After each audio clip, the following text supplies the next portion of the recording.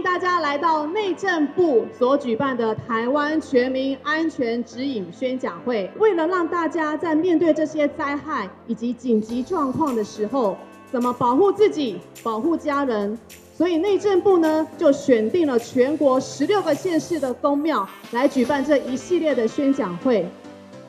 今尾他个初仔呀吼，一个最重要的任务啦，就是保护一家有康人。对唐人来讲吼，俺们有能力的时间而保护俺们的朋友。内政部按对同仁吼，按上忙吼，一重一重接盘。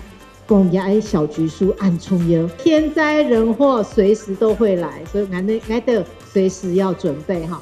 请问一下哈，你这啊有收到2本橘色的本子吗？有啊。某一天某一个时刻突然停电了。妈有没有看到啊？这样不会着呢。你有没有准备那个？我想到了，我想到了，哪有啦？数天通啊！有电，幸好你都有准备，知道放在哪里，而且有充电。对，这本书真是太好了，你看大家拿出来。最后一页，你全部有提醒哦。